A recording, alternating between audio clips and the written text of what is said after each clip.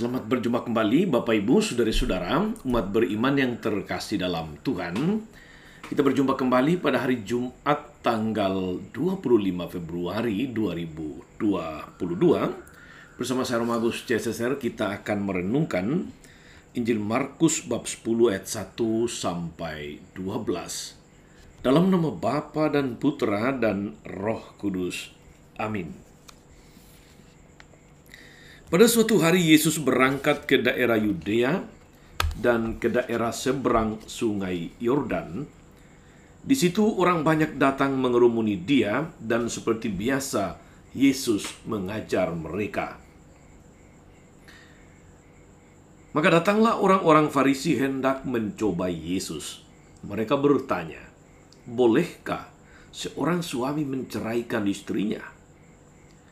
Tetapi Yesus menjawab kepada mereka, "Apa perintah Musa kepadamu?" Mereka menjawab, "Musa memberi izin untuk menceraikannya dengan membuat surat cerai." Lalu Yesus berkata kepada mereka, "Karena ketegaran hatimu lah Musa menulis perintah untukmu. Sebab pada awal mula dunia Allah menjadikan mereka pria dan wanita. Karena itu pria meninggalkan ibu bapanya dan bersatu dengan istrinya. Keduanya lalu menjadi satu daging. Mereka bukan lagi dua, melainkan satu. Karena itu apa yang dipersatukan Allah janganlah diceraikan manusia." Setelah mereka tiba di rumah, para murid bertanya pula tentang hal itu kepada Yesus. Lalu Yesus berkata kepada mereka, "Barang siapa menceraikan istrinya, lalu kawin dengan wanita lain, ia hidup dalam persinahan terhadap istrinya itu. Dan jika istri menceraikan suaminya, lalu kawin dengan pria lain, ia berbuat zina." Demikianlah sabda Tuhan. Bapak Ibu Saudara-saudara, umat beriman yang setia dan diberkati oleh Tuhan kita Yesus Kristus.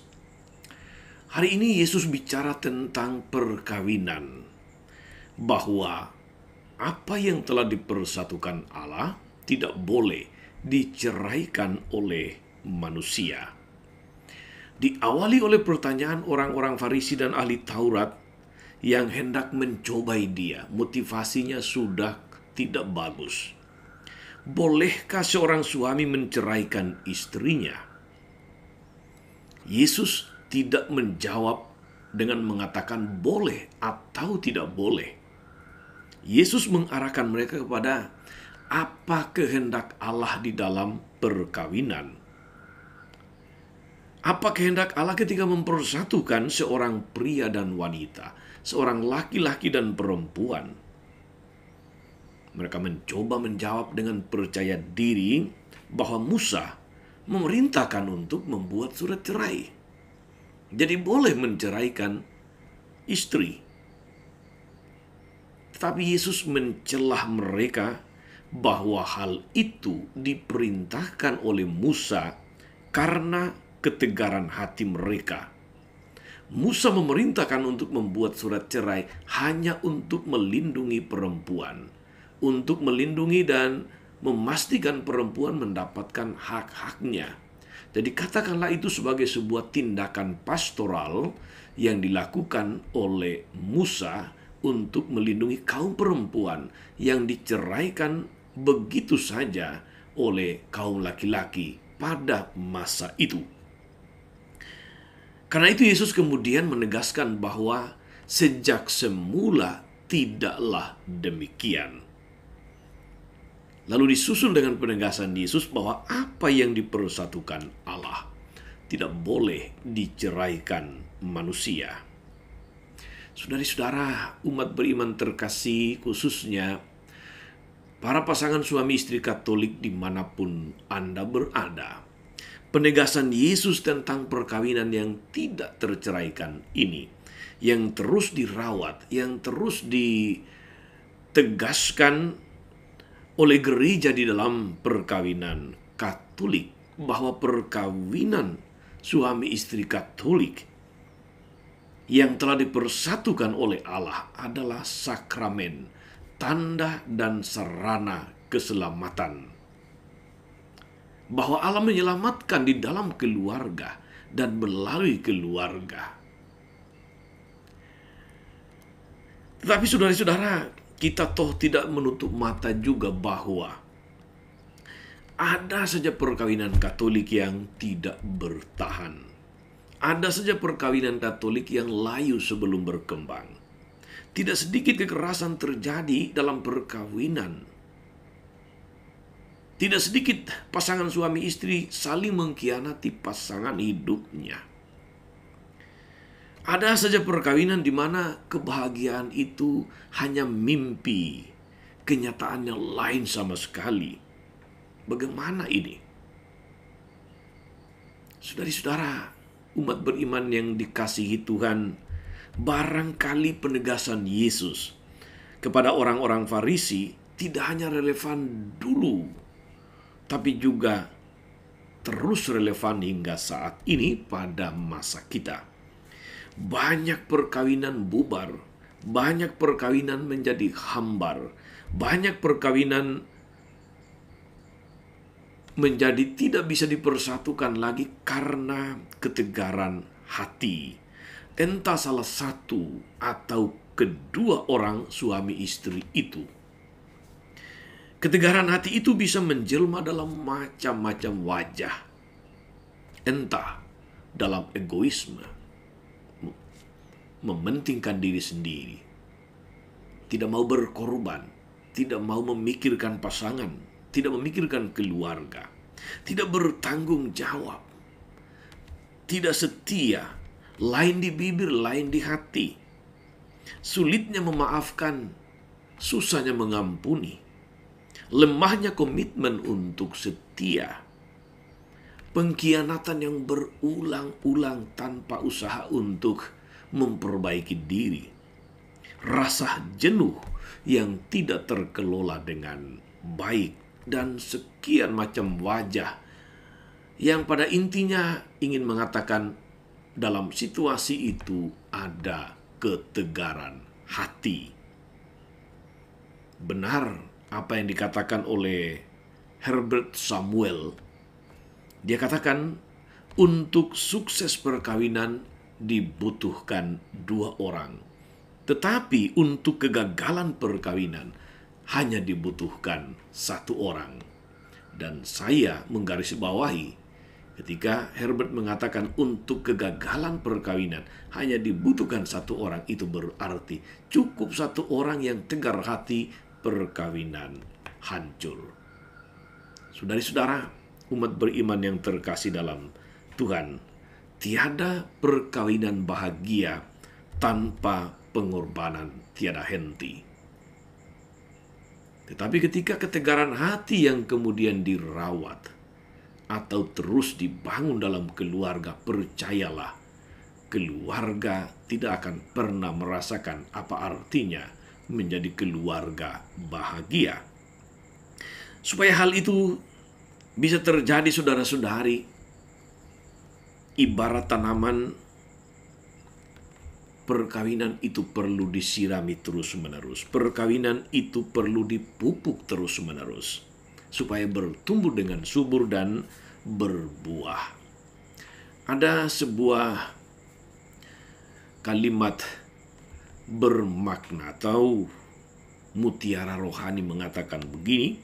Saya suka memakainya di dalam menikahkan pasangan-pasangan suami istri. Dikatakan begini, menikahi orang yang dicintai itu biasa, tetapi mencintai orang yang sudah Anda nikahi itu yang luar biasa.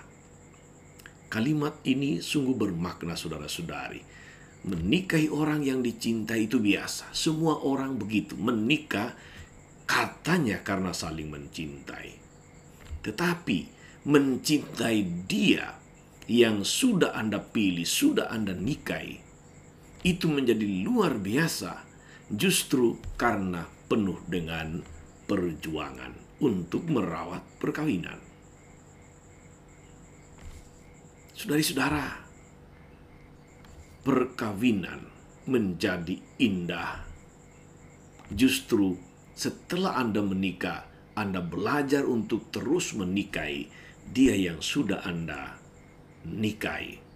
Belajar untuk terus mengasihi, belajar untuk terus menjadi pribadi yang rendah hati, sebab hanya dengan demikian perkawinan awet, perkawinan terawat, perkawinan itu menjadi sungguh perkawinan Kristiani. Saudari-saudara umat beriman terkasih, jalanilah perkawinan Anda, para suami istri, seperti pada masa pacaran, ketika Anda saling merindukan, saling kangen satu sama lain. Temukan kegembiraan, sukacita dalam perkawinan, dan peliharalah itu. Rahasia menjadi pasangan suami istri yang bahagia sesungguhnya tidak pernah dapat diajarkan, tetapi selalu belajar dari pengalaman. Tuhan Yesus memberkati. Maria Bunda selalu menolong, setia mendoakan kita semua. Amin. Allah Bapa yang penuh kasih, kami bersyukur karena Engkau berkarya di dalam keluarga-keluarga. Sejak awal mula Engkau mempersatukan laki-laki dan perempuan dalam suatu perkawinan yang Engkau kehendaki. Teguhkan, kuatkan para pasangan suami istri yang sudah berjanji setia di hadapan-Mu. Mereka yang datang memohon berkat-Mu ketika mengawali perkawinan dan terus berusaha memupuk kesetiaan di dalam perkawinan. Kuatkanlah para pasangan suami istri yang saat ini sedang dalam masa-masa pergumulan, masa-masa pencobaan. Semoga Engkau teguhkan mereka untuk menyadari, untuk mengingat akan apa kehendak-Mu dalam perkawinan. Kuatkan mereka untuk senantiasa mengingat dan menyadari janji mereka di hadapan-Mu. Semoga di dalam diri pasangan suami istri senantiasa tumbuh kerendahan hati, sebab dari kerendahan hatilah muncul macam-macam keutamaan baik. Tuhan, mampukan agar para suami istri Katolik menjadikan keluarganya hidup bersamanya dalam perkawinan sebagai suatu kesaksian akan kasih dan kesetiaan-Mu di tengah dunia. So, Engkaulah Tuhan dan pengantara kami sepanjang segala masa. Amin. Saudari-saudara sekalian, berkat Allah turun atas saudari-saudara, atas mereka yang kita doakan atau kita janjikan doa, mereka yang sakit dan menderita, segala rencana, karya, dan pelayanan hari ini, Bapa dan Putra dan Roh Kudus. Amin.